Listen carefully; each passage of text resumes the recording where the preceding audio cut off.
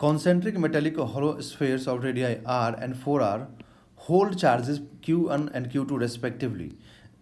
Given that surface charge densities of the concentric spheres are equal, the potential difference Vr minus, देखो Vr बोलने का मतलब कि radius r है, ठीक है, एंड V4r बोलने का मतलब जिसका रेडियस 4r है इज, ठीक है। तो यहाँ पर पोटेंशियल डिफरेंस पूछ रहा, अब ये नहीं बोल रहा कि उसके सेंटर पे कि सरफेस पे, तो बाई डिफॉल्ट क्या लेंगे हम, सरफेस पे निकालेंगे, ठीक है।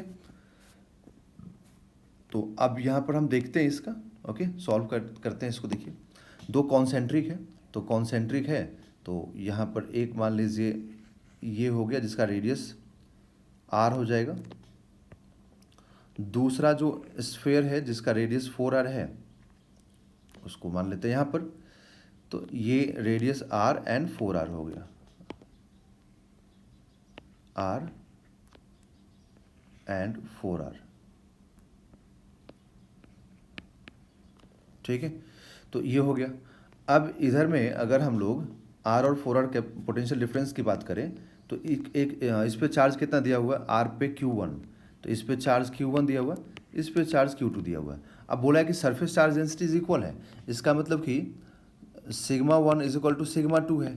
तो सरफेस चार्ज डेंसिटी होता क्या है, चार्ज अपॉन एरिया, तो क्या लिखेंगे आप 4πr², भाई 1 के लिए 4πr² होगा ना, जबकि Q2 मतलब सेकंड के लिए क्या हो जाएगा 4π, और रेडियस तो 4r है तो उसका होल स्क्वायर करोगे तो 4π से 4π कैंसिल, तो क्या लिखोगे Q1/r² is equal to Q2/16r², तो r² से r² कैंसिल, तो Q2 इज इक्वल टू क्या आएगा 16Q1, Q2 is equal to 16Q1, ठीक है। तो Q2 is equal to 16Q1, यहाँ से एक रिलेशन आ गया ना, ठीक है। अब मुझे अगर पोटेंशियल चाहिए तो मैं अगर जो रेडियस r है ना, पहले इसके सरफेस पोटेंशियल निकालूंगा। तो मान लीजिए जब रेडियस इसका r है, इसके सरफेस पोटेंशियल निकालूँ तो देखिए क्या होगा, ये मान लो कोई भी पॉइंट जस्ट आप एज्यूम कर लीजिए यहाँ पर, ठीक है, ए पॉइंट एज्यूम कर लीजिए सरफेस पे। तो ये जो पॉइंट ए है या फिर जो सरफेस 1 है, ये सरफेस 2 के लिए क्या हुआ, इनर पॉइंट हो गया। तो इनर पॉइंट का तो हम जानते हैं, इनर पॉइंट पे क्या होता है, सरफेस से लेकर के सेंटर तक सेम होता है। तो जो Q2 के सरफेस पे पोटेंशियल होगा ना, वही पोटेंशियल कहाँ होगा, ए पॉइंट पे होगा, चार्ज Q2 की वजह से, ठीक है। तो हम लोग क्या लिखेंगे K/Q2/4r, ओके। अब अगर हम Q1 की वजह से देखें ए पॉइंट पे, तो खुद का सरफेस हो गया, तो क्या लिखेंगे K/Q1/r, ठीक है। अब अगर हम लोग 4r की वजह से निकालें तो 4r की वजह से हम लोग क्या लिखेंगे, तो 4r की वजह से लिखेंगे हम लोग कि देखिए अगर 4r मतलब पॉइंट बी अगर यहाँ मान लेते हैं, ठीक है, तो Q1 के लिए आउटसाइड हो गया, और जब Q2 के लिए क्या हो गया, खुद का सरफेस। तो Q1 के लिए आउटसाइड, तो आउटसाइड का मतलब हो गया कि K, देखो एक तो सरफेस का लिख दीजिए पहले, Q2 के लिए खुद का सरफेस, और Q1 के लिए आउटसाइड हो गया, तो आप लिख दीजिए 4r, ठीक है। तो K/Q2/4r प्लस K/Q1/4r। अब दोनों का डिफरेंस लीजिए, अगर ज़रूरत पड़ेगी, देखिए अगर नीड हुई तो हम लोग ये रिलेशन पुट करेंगे, अगर नीड नहीं लगी तो हम लोग पुट नहीं करेंगे। ज़बरदस्ती पुट करने से क्या होगा कि कैलकुलेशन लेंथी ज़रूर हो जाएगा, ठीक है। तो देखते हैं अगर नीड हुई तो पुट कर देंगे। तो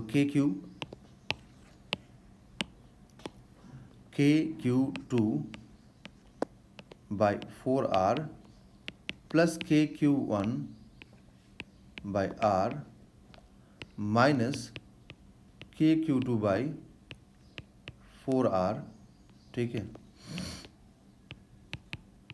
K/Q1/4r, ओके। तो अब यहाँ से जो K/Q2/4r है ना, ये कैंसिल हो जाएगा, क्योंकि ये प्लस में है और ये माइनस में आएगा ही आएगा, माइनस मल्टीप्लाई होकर के, ठीक है, तो वो कैंसिल हो जाएगा। तो हम लोग क्या लिखेंगे K/Q1/r, ठीक है, माइनस K/Q1/4r। तो यहाँ से हम लोग K/Q1/r को कॉमन कर लें, तो 1 माइनस 1/4, ठीक है। तो यहाँ से K/Q1/r,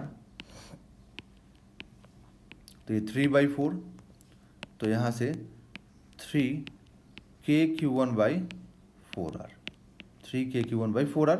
ठीक है।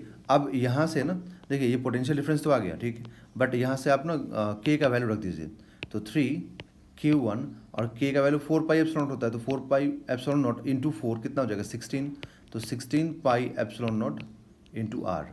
तो यहाँ से जो पोटेंशियल का जो डिफरेंस आया, ठीक है, वो यहाँ से आ गया 3Q1 by 16 pi epsilon not R. अब देखते हैं मैच करके कि ये ऑप्शन मैच करता है कि नहीं। अगर नहीं मैच करेगा तो Q2 के फॉर्म में यहाँ निकालेंगे और Q2 is equal to 16Q1 रख देंगे, ठीक है। तो देखते हैं क्या होता है, मैच करता है कि नहीं।